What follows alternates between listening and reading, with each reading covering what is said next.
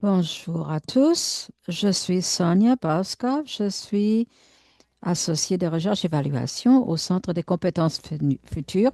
Bienvenue aujourd'hui au webinaire de l'état des choses, transformer les perturbations en opportunités, parcours professionnel à mi-carrière pour la main-d'œuvre canadienne. Pour nous situer aujourd'hui, j'aimerais commencer en reconnaître que je me trouve actuellement sur les territoires traditionnels de bon nombre de nations, y compris les Huron-Wendat, les Anishinaabe, les Haudenosaunee et les Mississauga du New Credit. Ces traités concernant ces territoires comprennent beaucoup de nations différentes, Métis, les Premières Nations et les peuples inuits également. Les traités concernant ces territoires comprennent le pacte de la ceinture wampum, faisant référence au concept du bol à une seule cuillère. Alors que nous travaillons sur l'île de la Tortue, nous reconnaissons également que nous nous recueillons sur les territoires traditionnels de bon nombre de nations autochtones qui sont les gardiens de ces eaux et des terres. Ils le sont depuis le début des temps. Nous sommes reconnaissants d'avoir la possibilité de travailler, vivre et jouer sur ces terres. Alors, les personnes qui se joignent à nous, j'aimerais vous inviter de saisir dans le chat euh, la terre sur laquelle vous êtes aujourd'hui. Je vous remercie. Tout d'abord, je vais passer en revue l'ordre du jour pour la séance d'aujourd'hui. Il s'agit d'un webinaire de 60 minutes. Nous allons commencer avec une présentation du Centre de compétences futures pour jeter les bases et façonner la discussion à venir. Ça sera suivi par une discussion de panel, période de questions-réponses qui portera sur la recherche récente faite de la part des projets financés par le Centre. Ensuite, nous allons finir avec des conclusions. Quelques remarques techniques. C'est un rappel que cette session sera enregistrée. Une copie de l'enregistrement sera mise à votre disposition pour toutes les personnes qui se sont inscrites dans les jours à venir. Nous vous encourageons également à participer tout au long de la séance. S'il vous plaît, n'hésitez pas à utiliser la boîte de clavardage pour commenter et également le bouton questions et réponses pour poser les questions. Vous allez voir ce bouton questions et réponses en bas de votre panel Zoom. Cela nous donne la possibilité d'interagir directement pendant la séance. C'est également un événement bilingue. Si vous voulez choisir votre audio, veuillez donc sélectionner le bouton interprétation. Dans la barre d'outils, c'est comme une icône de globe et choisissez soit l'anglais ou le français. Merci beaucoup à tous. J'ai le grand plaisir de vous présenter notre conférencière pour la présentation d'ouverture, Dr. Tricia Williams. Tricia est la directrice de la recherche, de l'évaluation et de la mobilisation des connaissances au Centre des compétences futures. Et elle va diriger également la discussion. S'il vous plaît, veuillez vous joindre à moi en souhaitant la bienvenue au docteur Tricia Williams. Merci beaucoup, Sonia. Je suis ravie de vous voir. Alors, je vais enlever mes lunettes pour qu'elles ne se reflètent pas dans la lumière. C'est merveilleux d'être là avec vous. Je sais que beaucoup de personnes se sont inscrites. Il y a beaucoup de personnes en ligne. Je vois beaucoup de gens que je connais déjà. Ici, j'espère que vous allez trouver ceci utile lorsqu'on pense à la transition aux travailleurs au milieu de leur carrière. On a parlé des transitions, justement, pour les travailleurs qui sont à mi-chemin de leur carrière. Et justement, nous avons écrit un mémoire sur le sujet. Mais nous savons que ces questions ne vont-ils disparaître. D'ailleurs, elles vont s'accentuer, elles vont s'accélérer. Et les forces qui sont responsables de la volatilité du marché accélèrent la relocalisation, tels que les changements géopolitiques, les changements au niveau du tarif douanier. Maintenant, il y a la guerre avec l'Iran. Nous savons qu'il y a également le changement technologique et ensuite, il y a toujours les transitions énergétiques à venir. Ceci met pression de plus en plus sur bon nombre des Canadiennes qui font face déjà à une perturbation ou possiblement de la perturbation. Ils sont mal à l'aise quant à leurs emplois. Il est important de niveler, de rendre plus facile ces transitions par lesquelles sont obligés les travailleurs. Passons à la diapo suivante. Combien de personnes seront touchées? On définit ces travailleurs comme les travailleurs ayant de 35 à 54 ans. Ils sont un pilier tout à fait essentiel de la marche de la main-d'œuvre du Canada. C'est presque la moitié. Ce sont les piliers de la productivité, des connaissances institutionnelles. C'est très bien dépensé parce que je me trouve exactement dans ce groupe d'âge. Mais nous savons que ce groupe est également très vulnérable aux triples menaces, la perturbation économique, les tarifs douaniers, l'intelligence artificielle et également la transition vers une différente économie. Nous savons qu'il y a une lacune. Il y a beaucoup de ces travailleurs mi-carrière qui travaillent dans les industries qui sont influencées par les tarifs et par d'autres perturbations. Nous savons que beaucoup de ces travailleurs mi-carrière ont une éducation postsecondaire, mais ils n'investissent pas dans la formation, le développement des compétences comme ils devraient possiblement vu la conjoncture actuelle. Donc, il y a un écart, donc beaucoup d'études postsecondaires, mais pas assez de compétences.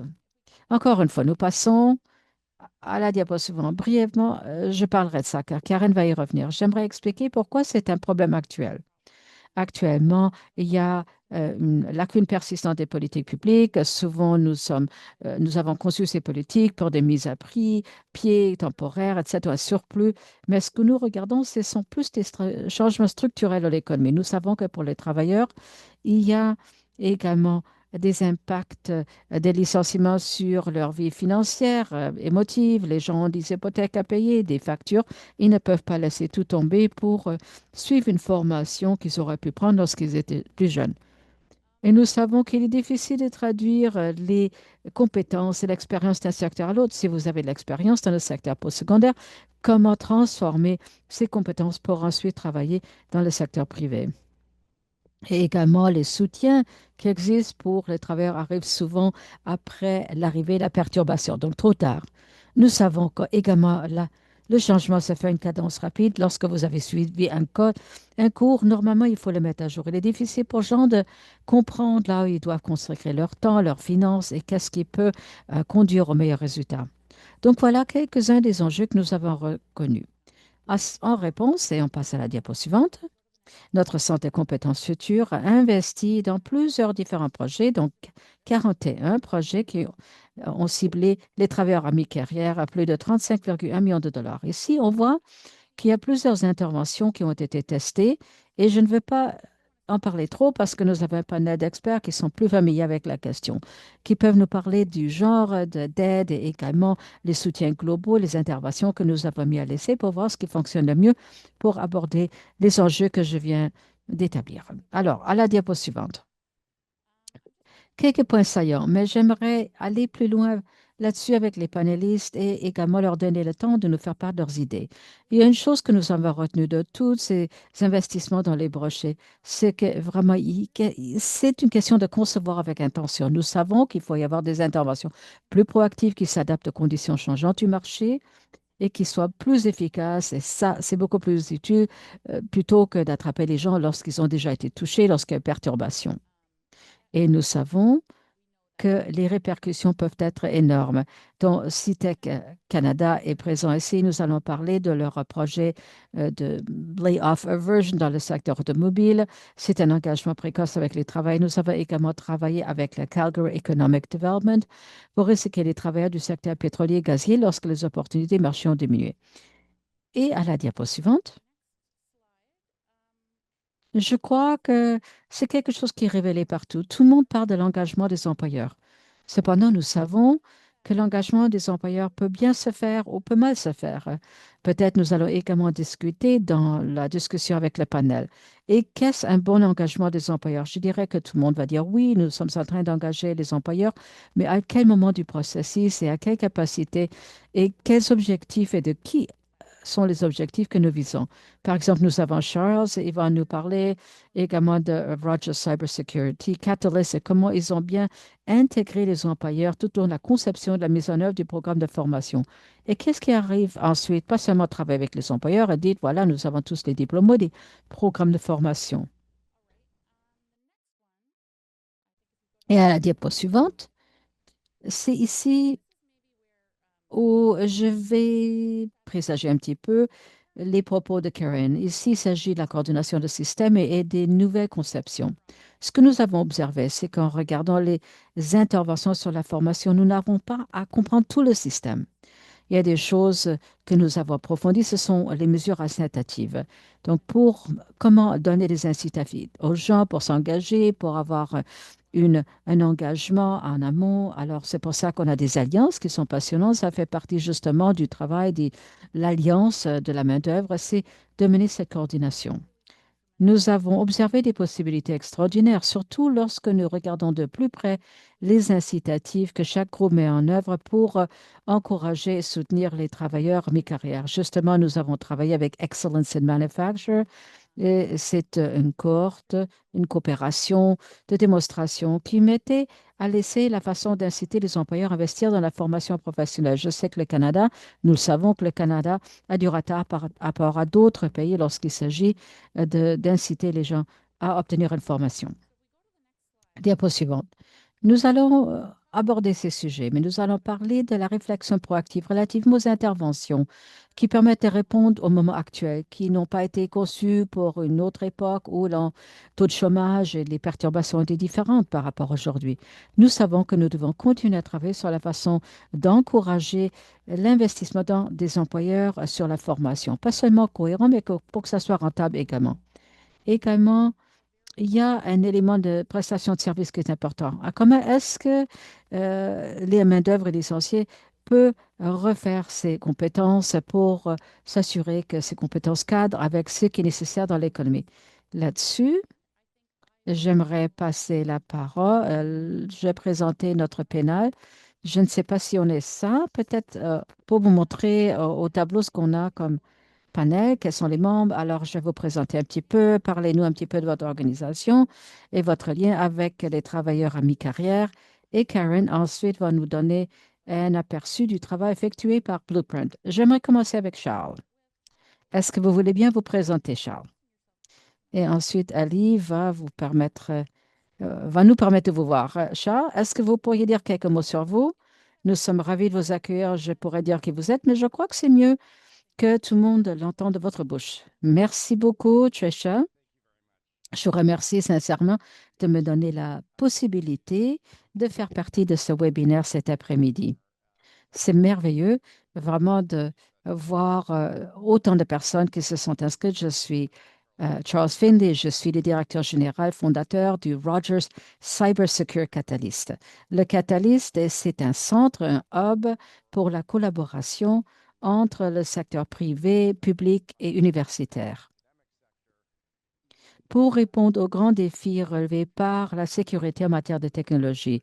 Et un des grands défis que nous devons relever, et d'ailleurs depuis notre création en 2018, porte sur la formation de la main-d'œuvre. Et ceci se rapporte surtout aux travailleurs à mi-carrière. Nous avons fourni des grands programmes de formation de la main-d'œuvre justement pour ce groupe d'employés. Nous avons également développé ce que nous pensons être une approche efficace pour développer ces programmes et nous regardons vers l'avenir pour pouvoir en développer d'autres. Donc, voilà quelques mots sur moi, l'organisation que je représente et notre travail. Évidemment, je vais y revenir au cours de notre discussion en panel. Merci, Trisha. Merci beaucoup, Charles. Nous sommes ravis de vous accueillir et de recueillir vos idées de première ligne sur ces programmes. Nous sommes ravis également d'accueillir Kendallini de Systec et j'aimerais vous demander, s'il vous plaît, nous expliquer ce que ça veut dire Systec. Mais vraiment, vous êtes au premier plan des véritables perturbations de marché auxquelles on assiste. Ken, quelques mots sur vous, si vous voulez bien. Et Systec? Systec, c'est tout ce qui est bien dans le monde, Trisha, évidemment. C'est la coalition canadienne de la formation et développement des compétences au Canada. J'ai longtemps travaillé avec des syndicats dans le secteur manufacturier et dans la négociation collective, dans les avoirs publics également et en économie. Mais depuis 12 ans, je suis directeur exécutif de Systec. Nous effectuons la recherche sur le marché du travail, nous faisons des analyses, nous faisons de la prévision économique. Et nous organisons également beaucoup de programmes sur l'emploi, surtout des programmes qui visent à aider des jeunes désavantagés pour trouver des emplois. Et grâce au Centre des compétences futures, nous avons également un projet qui s'appelle The Labor Aversion Project. On travaillait surtout avec Agona, donc Acier Algoma, mais avec d'autres employés. On savait qu'il y aurait des licenciements parce qu'il y a eu un changement prévu technologique et nous avons pu reformer bon nombre des employés. Et dans le cas d'Algoma, il fallait avoir un permis pour travailler avec la nouvelle technologie, c'est-à-dire les véhicules électriques. Nous avons utilisé les fonds recueillis pour ce faire. C'était une grande réussite. Nous avons travaillé étroitement avec l'employeur, avec le syndicat des métallos et des formateurs également. Je crois que c'est un excellent exemple d'assurer une transition des travailleurs à mi-carrière. Merci beaucoup. Nous sommes ravis de pouvoir vous accueillir. Enfin et surtout, nous accueillerons Karen Myson, donc présidente et PDG de Blueprint, qui est associée avec notre centre. Et Blueprint travaille avec plusieurs des exemples des partenaires que j'ai déjà mentionnés dans notre portefeuille récemment, ont justement produit un excellent guide pour réfléchir aux employés mi-carrière et réfléchir à cette question qui est une grande politique, priorité. Veuillez, s'il vous plaît, parler un petit peu de vous. Parlez-nous un petit peu de Blueprint et peut-être vous pourriez nous expliquer en quoi consiste ce guide et quels sont les piliers que vous avez identifiés dans le cadre de votre travail. Et ensuite, on reviendra à une discussion avec Charles et Ken. Merci beaucoup, Trisha. Je suis ravie d'être là avec vous tous. Comme Trisha dit, je m'appelle Karen Mice, je suis le PDG de Blueprint et nous travaillons avec tous les niveaux de gouvernement partout au Canada et également directement avec des organisations communautaires pour permettre aux décideurs d'utiliser les données probantes pour développer de meilleures politiques, programmes et services avec l'idée d'améliorer les résultats pour les Canadiens. Une grande partie de notre travail récent, c'est au niveau de la transition pour les travailleurs à mi-carrière. Et comme Trisha l'a dit, c'est pas un secret de dire que notre système pour les employés a été créé avec un autre objectif en tête et n'a pas été conçu pour soutenir ces transitions de ce groupe d'âge pour les travailleurs chevronnés. Donc, essayez de voir comment procéder vu l'échelle de la perturbation à laquelle nous faisons face représente un véritable défi pour notre pays. Et c'est urgent. Est-ce que je devrais tout simplement me lancer, Trisha? En partie, le travail que nous avons fait consiste à essayer de comprendre les lacunes et ensuite voir ce dont nous avons besoin. Qu'est-ce qui pourrait fonctionner?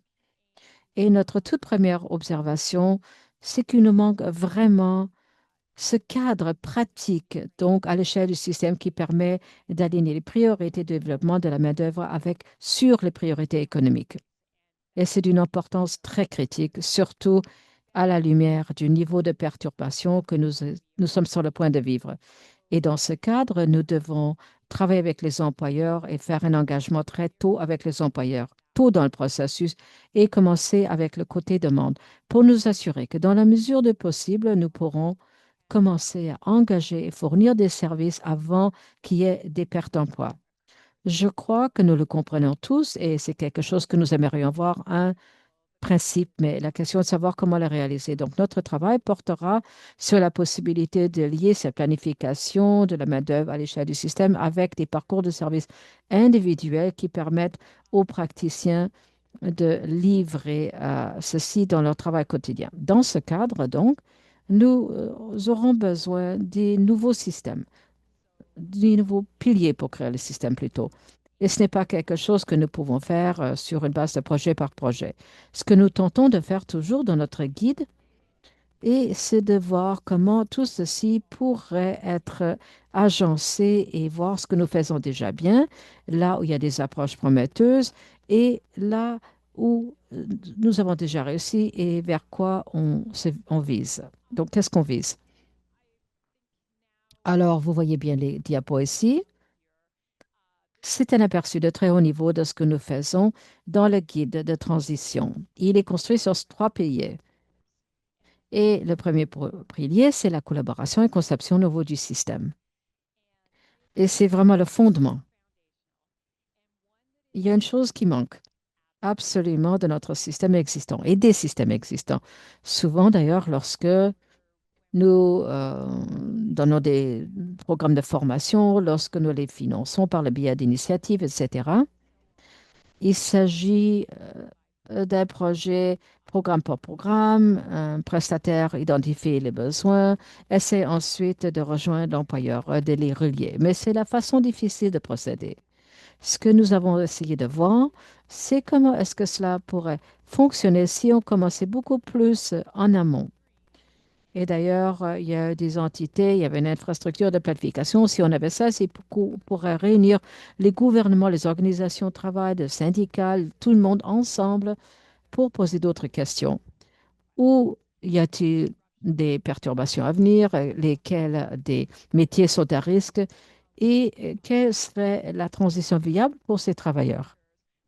Et dans le cas de Seastack, alors, qu'est-ce qui doit être vrai pour que les employés puissent garder leur emploi ou pour qu'ils puissent passer à d'autres postes chez l'employeur existant? Dans ce cas, s'il faut avoir des renseignements sur le marché du travail, la surveillance, détection précoce des risques, il faut avoir une bonne relation solide et de la collaboration avec l'industrie et les organisations des employeurs.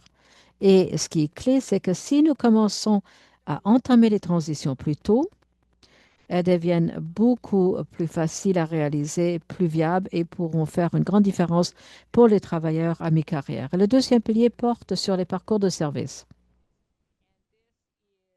C'est une partie essentielle, car au niveau du système, nous voulons pouvoir identifier ces transitions viables, qu'elles soient chez un employeur donné ou que ce soit à travers un secteur et même pour faire passer un employé à un nouveau poste dans cette industrie. Ceci existe et ensuite, il y a le parcours de service qui essaie de voir comment on peut aider les travailleurs en milieu de carrière à traverser cette transition. Maintenant, il faut se fixer des objectifs, il faut établir les préférences, il faut demander aux gens ce qu'ils souhaitent faire. Ensuite, il faut intégrer le service de carrière avec les options de formation. Et ça, c'est une autre observation que nous avons faite, car souvent ces parcours de formation existent, mais on n'a pas ça, on n'a pas fortement une opération directe d'opération de carrière pour permettre aux gens de savoir, eh bien, où est-ce que je voudrais aller, qu'est-ce que j'aimerais faire et comment naviguer à travers ceci, vu que je fais peut-être quelque chose depuis très, très, très longtemps, toute mon identité, ma communauté est vraiment intimement reliée à ça. Comment est-ce que je pourrais même envisager la possibilité de faire ce changement? Donc, est-ce que je suis à la hauteur et qu'est-ce qui m'est disponible pour obtenir une formation rapide? Et également, quels sont les parcours qui le rendraient possible?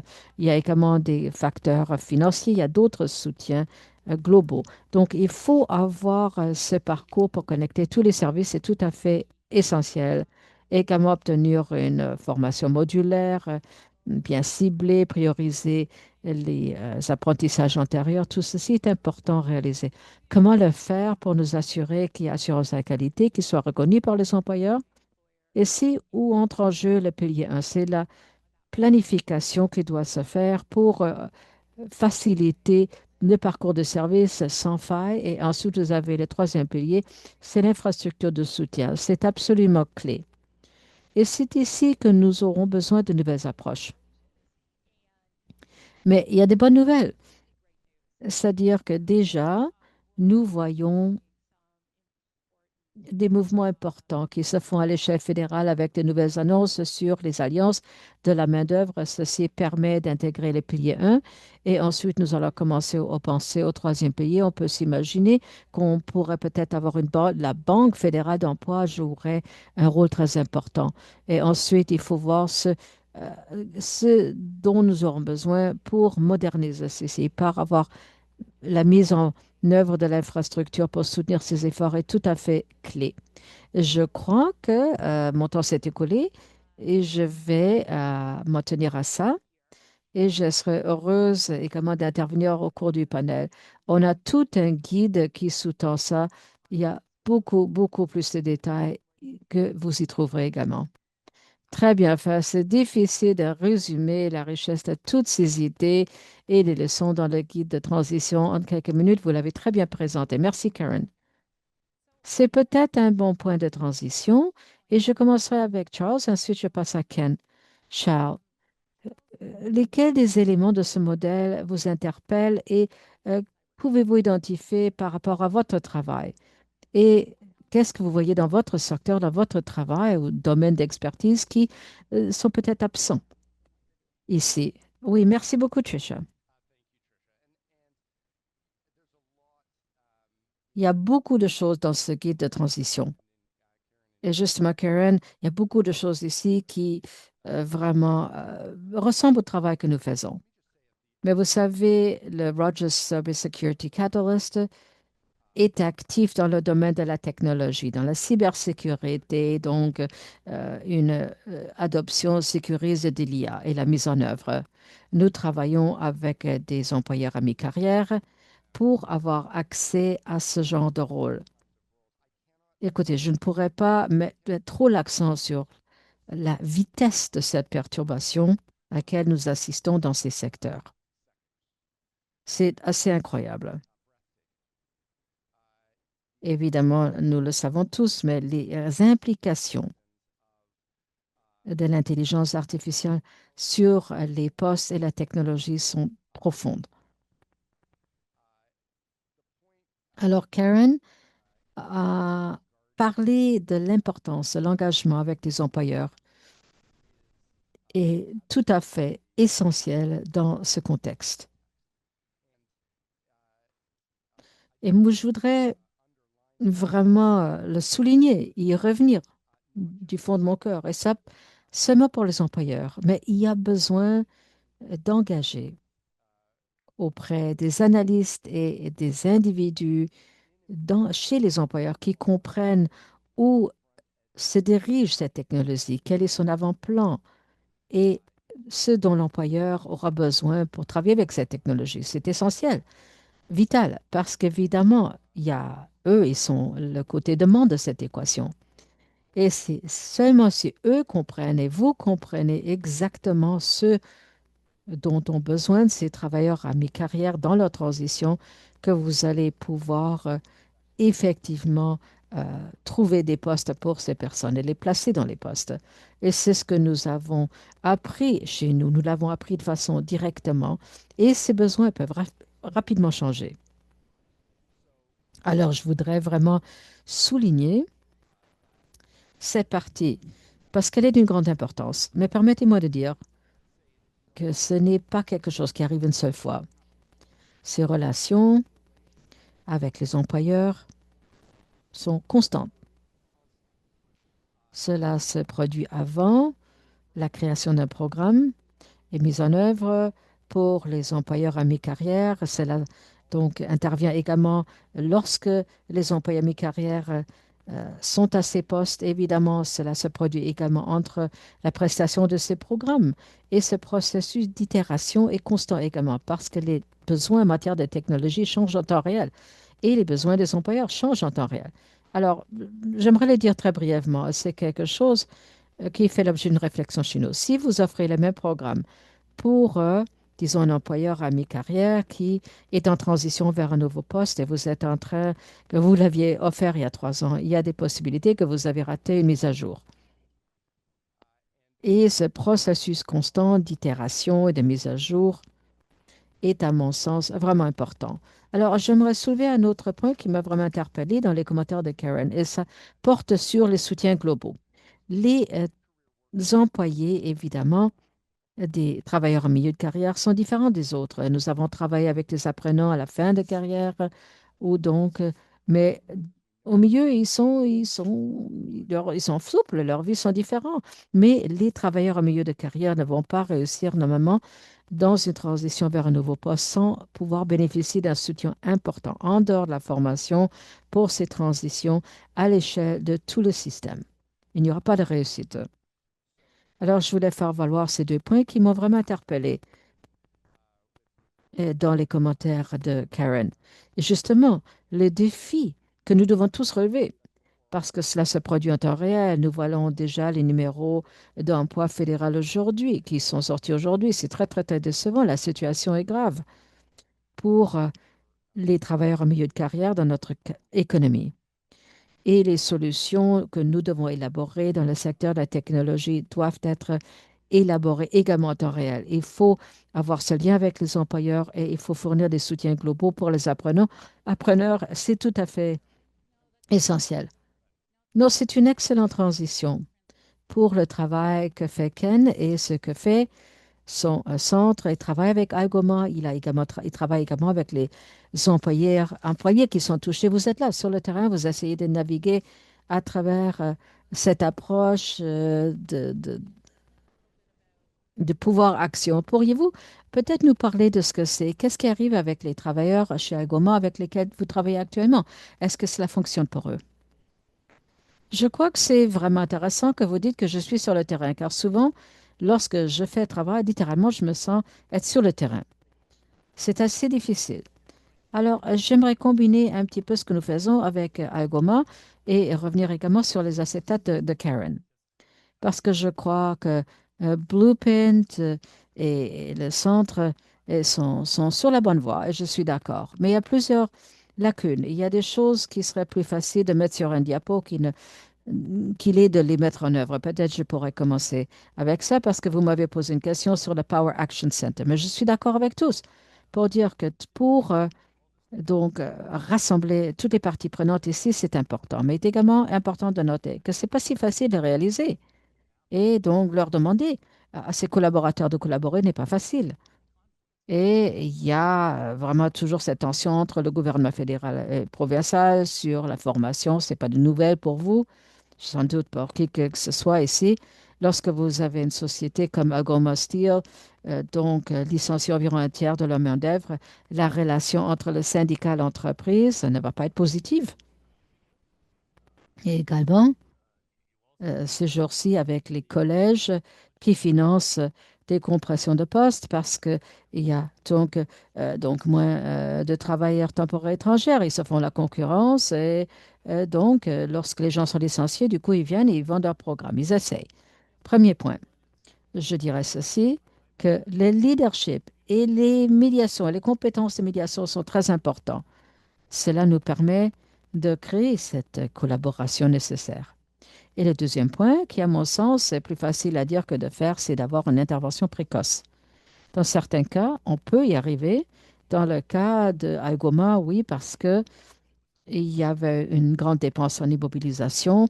L'entreprise a pris la décision de passer euh, d'un système de production intégré, de production acier, vers un autre système, Arcomis, comme on l'appelle. C'est vraiment un grand investissement en investissement nécessaire. C'est une grande expansion. On avait une piste d'atterrissage assez longue, un échéancier assez long qui nous permettait de faire la planification qui s'impose lorsque vous voulez gérer ces perturbations de la main-d'œuvre. Mais souvent, vous n'avez pas cette piste d'atterrissage. Nous sommes dans un monde où c'est M. Carney nous dit, écoutez, vous avez les deux frères, Chuck, qui ont détruit notre équipe hockey aux Jeux Olympiques. Du coup, le lendemain, il y a d'autres tarifs qui sont imposés sur l'acier canadien. On n'a pas le temps de réagir. Vous savez, je suis impliquée pour essayer de mettre sur pied des alliances. Et nous avons parlé des choses telles que les systèmes d'avertissement précoce. Parfois, c'est possible. Il y avait un engagement de politique publique, il y avait l'adhésion de la part de l'industrie pour assurer la transition lorsqu'on produisait les anciens moteurs à combustion vers le passage aux véhicules électriques. Mais soudainement, quelqu'un d'autre est élu aux États-Unis. Soudainement, il y a des tarifs douaniers qui s'appliquent sur les pièces qui ne relèvent pas du, l'ACUM. Et à ce moment-là, on ne permet pas d'autres voitures à arriver aux États-Unis. Il n'y a plus de dépenses en immobilisation, il n'y a plus d'incitatifs pour acheter les véhicules électriques. Ils disparaissent. Et soudainement, tout ceci est parti. Donc, tout ce travail de planification a été détruit. Et je crois qu'il est très important de mettre en place des systèmes qui restent flexibles et qui sont capables d'une réponse rapide. Et c'est beaucoup plus difficile à réaliser. Il est difficile de prévoir pour un système qui soudainement peut rassembler les gens. Je crois que c'est vraiment un grand défi. Mais il y a une chose qui manque ici, Karen. Je crois que vous n'avez pas encore l'occasion de nous faire voir toutes les diapos. Je crois que pas tous les participants ont pu le voir, à moins que vous ayez l'intention de les distribuer à tous les participants. Mais vous avez fait allusion à la possibilité de rendre opérationnel le tout sur une seule plateforme. Et je crois que le Canada a besoin d'un bon site unique où les collaborateurs, les parties prenantes peuvent commencer, où ils peuvent obtenir de l'aide pour composer avec les perturbations massives du marché du travail. Dans le cas d'Algoma, je crois que finalement, nous allons réussir ce que j'espère sera un gabarit, si vous voulez, pour faire la preuve que ça peut marcher. Et évidemment, je ne veux pas être microphage tout le temps, je donnerai des détails après, mais je crois que si nous réussissons, va être fonction de notre capacité d'agencer différents programmes du Power Action Program. Nous avons une entente également d'entente du marché du travail en place. Nous avons des arrangements de financement. Il n'y a pas une seule source sur laquelle nous comptons. Mais s'il y avait ce qui rend les choses difficiles, mais il y avait un seul site où on pourrait soumettre une seule proposition. Ça faciliterait certainement une réponse rapide est adaptée aux circonstances. On n'avait pas le luxe de prioriser avant la perturbation du marché du travail. Je vais m'arrêter là et on pourra y revenir. Et je peux vous expliquer ce que nous faisons chez Agoma et donner aux autres panélistes la possibilité d'intervenir également. Oui, vraiment beaucoup de matière à réflexion, Ken. Alors, j'aimerais revenir sur Karen, mais j'aimerais faire ce commentaire. Vous avez dit, quelle est la difficulté? Nous disons qu'on a besoin d'une coordination et ça ne se fait pas automatiquement parce que nous la voulons. Il y a une chose qui m'a frappée, justement, dans l'espace des compétences au Canada, c'est que de façon générale, nous ne finançons pas les intermédiaires. Nous aimons financer la prestation de services. Nous voulons savoir combien de personnes passent par un programme de formation. Nous aimons financer le programme, mais nous avons sous-financé tout cet effort de coordination à travers tout le tableau. Et je peux vous dire que tout va accélérer à la vitesse de la confiance et ça prend du temps pour créer de la confiance. Mais je crois qu'on pourra commencer. Trisha, nous sommes souvent des intermédiaires, mais ne le dites à personne, s'il vous plaît. Ça sera un secret entre nous. Vous n'allez pas pouvoir mettre ça dans votre proposition. Karen, avez-vous des réactions, des commentaires relativement aux commentaires de Charles et Ken sur ce cadre et si le cadre les interpelle ou non? Ah, vous êtes en sourdine, c'est très bien. Il y a beaucoup de points sur lesquels j'aimerais revenir. Je vais revenir sur le commentaire de Charles lorsqu'il a mentionné le fait que le processus est itératif et lorsqu'il s'agit de travailler avec l'employeur, mettre à jour le programme d'études et quel est le niveau de complexité. Il a parlé de ce niveau de complexité de l'économie et comment les demandes en matière de poste changent. Il y a un grand niveau de sophistication, c'est très élevé. Et pour revenir sur le point qu'a fait Ken sur le processus de planification, et Tricia l'a dit, nous travaillons à la vitesse de la confiance. C'est ce qui est vraiment intriguant quant à ce modèle d'alliance de la main-d'œuvre. Et nous devons justement créer les alliances et par d'autres moyens, nous devons créer ces intermédiaires. Je crois que c'est essentiel. Il ne s'agit pas d'une planification centralisée. Comme Ken l'a dit, on pourrait être sur une voie avec une seule transition et soudainement du jour au lendemain, tout change. Il ne s'agit pas de tout simplement mettre sur l'écrit ces plans. Il faut les comprendre. Il faut avoir les renseignements nécessaires. Il faut avoir des guides qu'on peut mettre en place. Pourquoi d'ailleurs est-ce que nous avons besoin de 4 différentes demandes de financement pour lancer quelque chose? Nous devons savoir quelles sont les étapes par lesquelles il faut passer. Nous devons pouvoir les mettre en œuvre d'une manière coordonnée et nous devons pouvoir reconnaître parfois que nous devons répéter. Mais le pays, dans son ensemble, devra mieux faire. Et oui, ça va être difficile, mais je crois que c'est surtout difficile à réaliser lorsque vous essayez de travailler sur une base de projet par projet. Vous avez trouvé un financement, ensuite vous vous adressez aux employeurs, aux syndicats et à d'autres entités et vous essayez de construire quelque chose. Ça, c'est la façon difficile de procéder, n'est-ce pas? Et nous devons lancer quelque chose qui permet de réunir les différentes parties prenantes pour continuer à avoir ces discussions. Il y a tellement de secteurs dans lesquels la chose est déjà claire. Il est clair qu'il y a le besoin. Et adopter cette approche est bien. Et sans doute, il y a beaucoup de personnes qui travaillent avec des organisations et qui travaillent surtout du côté approvisionnement et prestations. Je crois qu'il y a un rôle très important pour les organisations à jouer parce que vous êtes là piste qui permet aux gens d'embarquer, c'est-à-dire les personnes qui sont à risque, qui sont inquiètes, elles ne savent pas vers où se tourner, ne savent pas si elles ont encore un poste à l'avenir. Donc, il faut travailler avec ces personnes, il faut pouvoir les aider. Il faut leur permettre de se préparer et donc comment doivent-ils naviguer à travers leur carrière? Parce qu'il faut voir ça du point de vue des gens, des personnes qui pensent à leur carrière. Il y a vraiment un rôle très important pour nous à jouer, c'est-à-dire il faut voir ça par le prisme également de l'approvisionnement, de la prestation. Ce qui ne fonctionne pas, c'est de faire de ça votre base de programme et ensuite essayer d'engager les programmes. Ils ne savent pas qui vous êtes et pourquoi vous travaillez telle et telle question. Et également, il faut avoir un certain niveau d'expertise pour comprendre les demandes des employeurs et concevoir la formation est fort difficile. Alors, il nous faut les deux. Mais je crois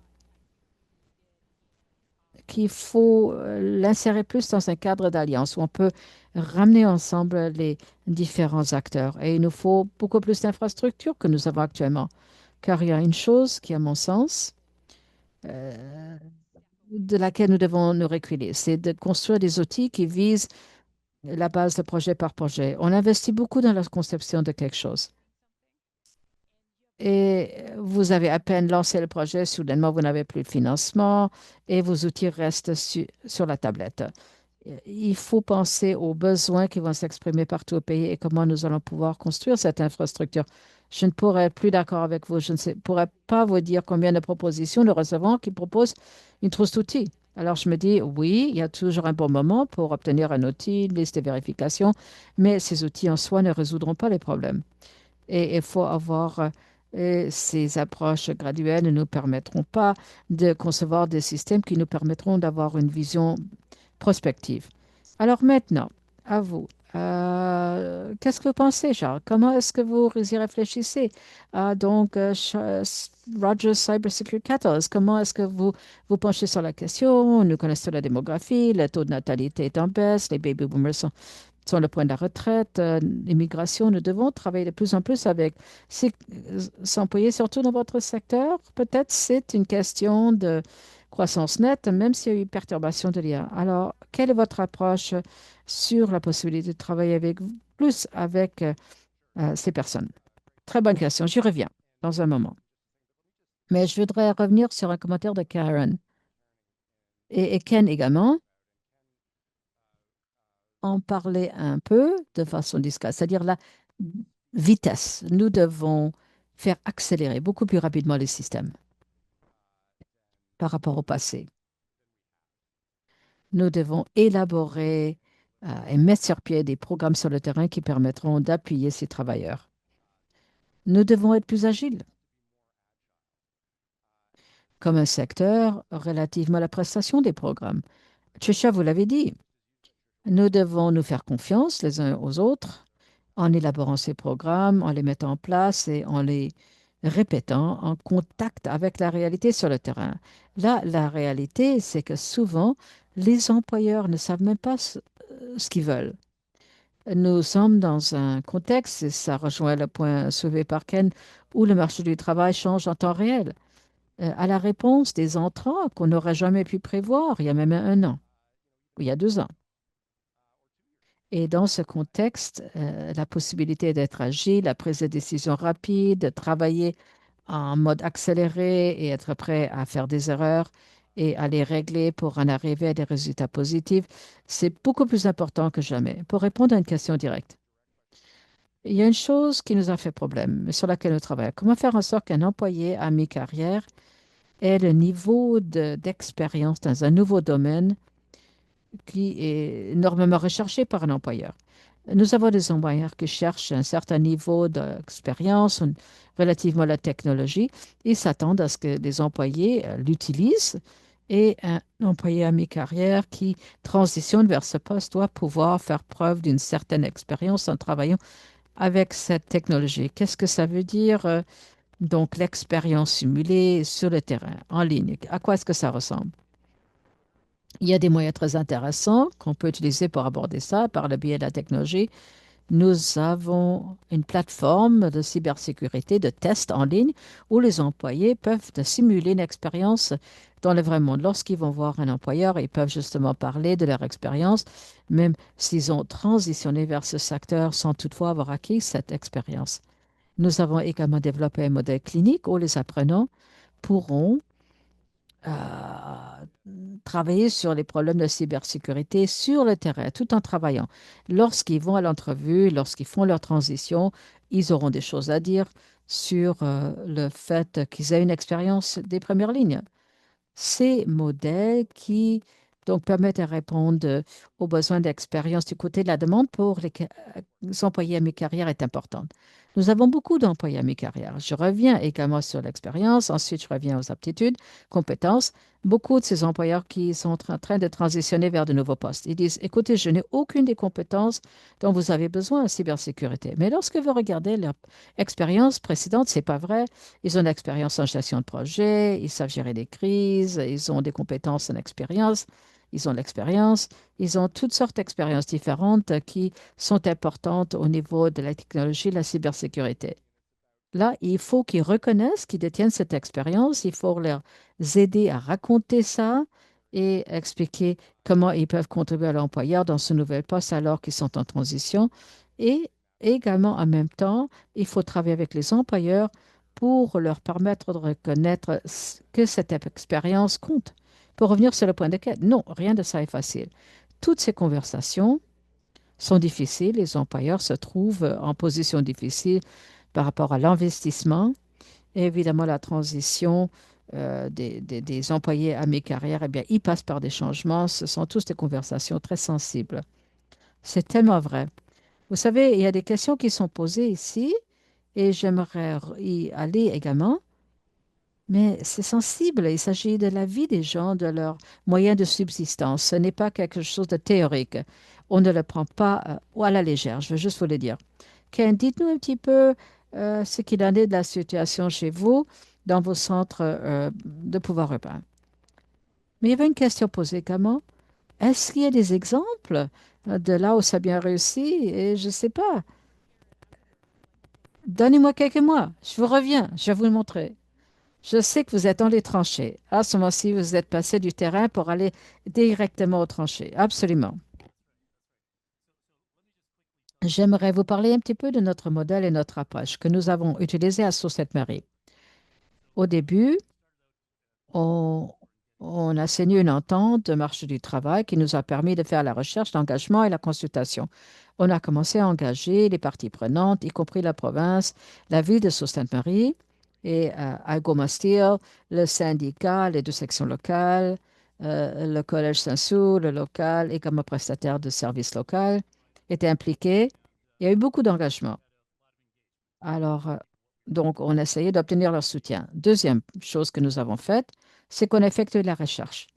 On a fait de la recherche sur le marché du travail local, sur les informations sur le marché du travail. Nous avons également étudié les groupes des travailleurs qui seraient licenciés et on a appelé ça, donc, employés à transitionner, etc. On a rédigé ensuite des algorithmes qui nous permettaient de dessiner des voies pour passer d'une carrière à l'autre. Ça, c'est vraiment à l'arrière-fond. Donc, grâce à ça, euh, nous avons lancé, ouvert le centre d'action de pouvoir des métallos. Et ça, c'est vraiment important parce que c'est vraiment la première chose que voient les employés. Normalement, les gens sont en détresse, ils sont terrifiés, etc. Alors, on ne peut pas le faire numériquement. Il faut que ça soit en personne, face à face, un à un. Comme processus, on a développé ce centre, ce Power Action Center qui crée, si vous voulez, une zone sécuritaire. C'est le premier point de contact. Ensuite, on s'est assuré que les gens au centre soient formés pour aviser les gens sur leur ancienneté, leurs droits de rappel, l'assurance emploi. À part de tout changement de carrière, ils doivent comprendre leurs propres circonstances actuelles. Parce que vous suivez les mauvais cours de formation pour les rendre inadmissibles à l'assurance emploi. Ils doivent comprendre les règles, l'assurance emploi, leur pension, les règles également sur les départs, etc. Ensuite, il faut leur donner des options. Ça doit venir d'eux. Disons, peut-être ils voudraient ouvrir leur propre entreprise, ils voudraient peut-être faire de la formation court terme, obtenir peut-être un ticket d'opérateur court terme, on peut le faire à 4 jours, ou est-ce qu'ils veulent se lancer dans un programme de stage? Et encore une fois, il s'agit de métiers spécialisés, mais ils sont assez jeunes, mais qui sont déjà adaptés à l'environnement adapté. Et lorsque les jeunes ne veulent pas y aller dans les métiers spécialisés, il y a une grande pénurie, d'ailleurs, on a une grande pénurie de miniers. Avec tous ces grands projets d'infrastructure nationale, on aura beaucoup on devra pouvoir beaucoup de ces postes industriels. Donc là, il y a beaucoup de licenciements chez ces travailleurs, mais ils sont une très bonne source de travail pour ces autres secteurs. Donc il faut leur présenter ça. Et en plus de ça, et c'est parce qu'il n'y a pas vraiment un guichet unique pour ça, donc on trouvera toutes les ressources qui vous aideront.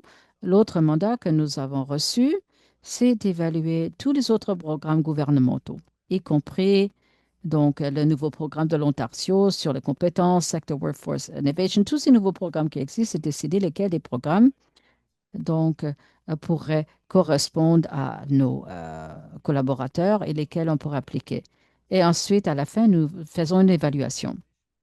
Donc, Tricia, Karen et Charles, j'espère que dans quelques semaines, je pourrai vous dire, voilà le modèle que je peux vous présenter. Ça nécessitait beaucoup de coordination, n'est-ce pas?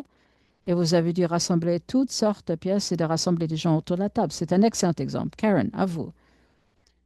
Alors, sur quoi est-ce que vous aimeriez revenir ici? Qu'est-ce qui vous préoccupe ici?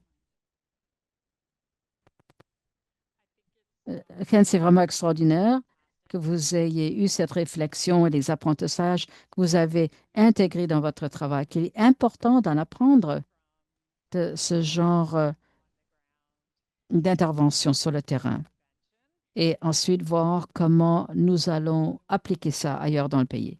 Parce qu'il nous faudra tout ça vraiment à une beaucoup plus grande échelle et une vitesse que nous pouvons actuellement offrir. Donc, je trouve ça merveilleux que vous êtes en train de faire. Et il me semblait que Charles, vous avez dit une chose et Ken également, vous avez parté justement sur cette cartographie, cet exercice de cartographie des compétences et voir comment nous allons réfléchir à ce qui serait des transitions souhaitables, viables, faisables. Qu'est-ce que nous avons? D'ailleurs, nous en parlons dans notre guide, là où il y a des correspondances très étroites, où les gens ont la plupart des compétences dont ils ont besoin pour un poste ciblé, là où il y a peut-être une correspondance modérée, où les gens se rapprochent, mais qui doivent passer ensuite par une formation, ou là où il y a vraiment un écart grand, c'est-à-dire vous pourriez le faire, mais c'est un poste en grande demande, mais ça va être beaucoup de travail pour y parvenir.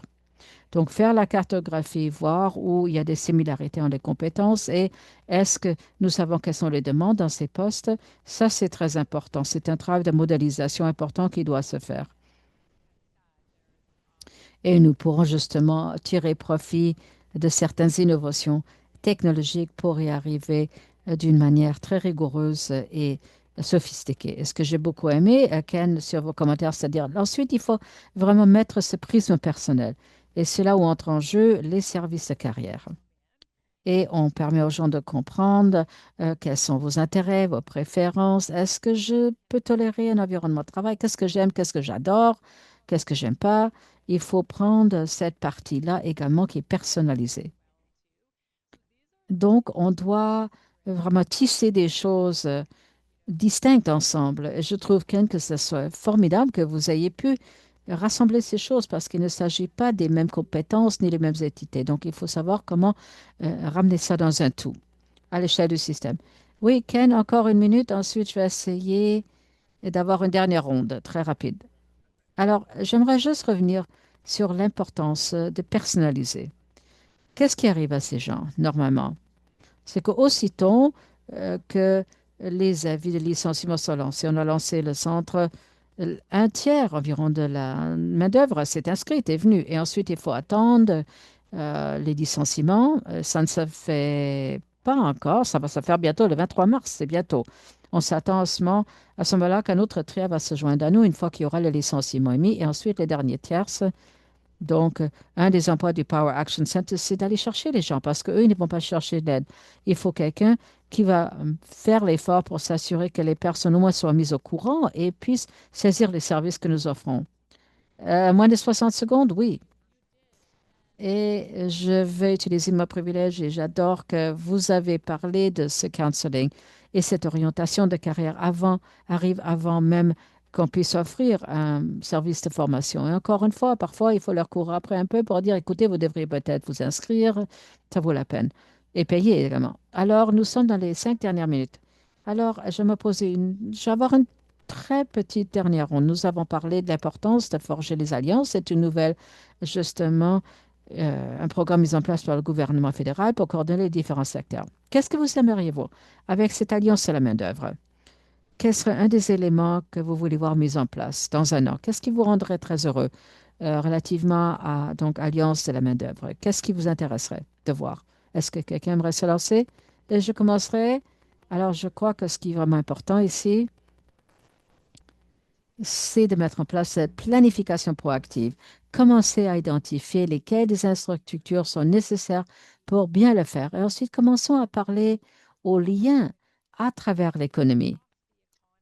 Parce que ce qui est génial, ce qui est tout à fait brillant dans ce panel, c'est qu'on a l'exemple de Ken, où il s'agit d'une industrie qui est là depuis longtemps, qui connaît et passe par une perturbation et a connu également un certain niveau de déclin. On espère que ça va s'ajuster, il y aura un changement. Mais également, il y a une nouvelle industrie. La cybersécurité, c'est tout à fait nouveau et change à vraiment une échelle de la lumière, à la vitesse de la lumière.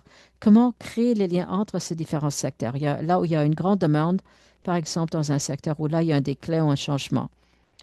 Comment Écoutez, c'est pas simple de dire, oui, on perd des emplois ici, on est postes ici, on va tout mettre ensemble. On ne peut pas agencer ça aussi facilement. Il ne s'agit pas forcément des mêmes gens, mais grâce aux alliances la main-d'œuvre, cela peut être fonction de l'industrie, mais il va falloir réfléchir à travers tous les différents secteurs pour voir comment nous pouvons relier ensemble l'offre et la demande. Oui, ne pas travailler en silo. Charles, dernière réflexion.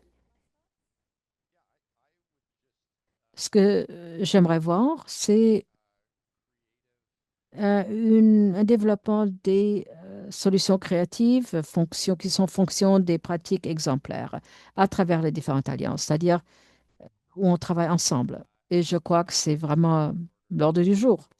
Donc la créativité agile et où on essaie de mettre à l'essai des choses, voir si elles fonctionnent.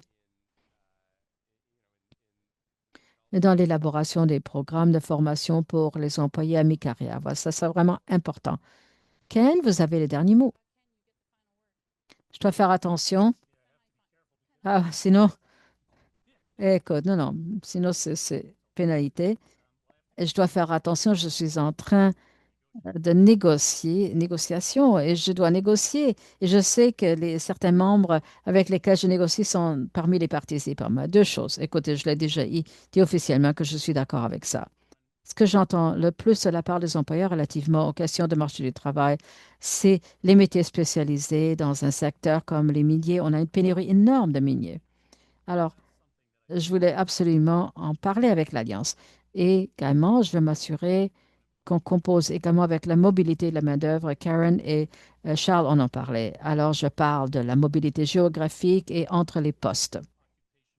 Donc, donc d'un métier à l'autre, et la possibilité de passer d'un métier à l'autre, et la recherche montre qu'on a moins de, on est moins enclin de déménager. Et vu tous ces grands projets d'infrastructure, si on va les construire, les gens devront être prêts à se déplacer. Et donc, cette mobilisation géographique à travers les métiers. Très excellent. Merci. J'aimerais remercier chacun d'entre vous pour vos contributions. Nous vous avons invité à présenter aujourd'hui, vu votre expérience, votre savoir-faire, et vous n'avez pas absolument pas déçu nous, les participants. Merci à tous les participants. J'espère que la conversation a été passionnante. Et je crois que là-dessus, je passerai la parole à Sonia pour la clôture. Merci beaucoup, Trisha. Comme Trisha l'a dit, merci beaucoup à nos conférenciers et les panélistes pour cette excellente discussion. Merci à tous nos participants aujourd'hui. Veuillez s'il vous plaît un petit moment pour remplir un petit sondage que vous allez voir à votre écran. Une fois que vous avez fermé l'écran Zoom, nous vous sommes reconnaissants pour votre réaction. J'aimerais également encourager tous à nous suivre sur les réseaux sociaux, sur la plateforme telle que Blue Sky et LinkedIn pour rester informés relativement à nos nouvelles ressources et des événements à venir. Encore une fois, merci beaucoup pour votre temps, votre participation, votre engagement et nous espérons vous revoir au prochain webinaire du Centre. Merci.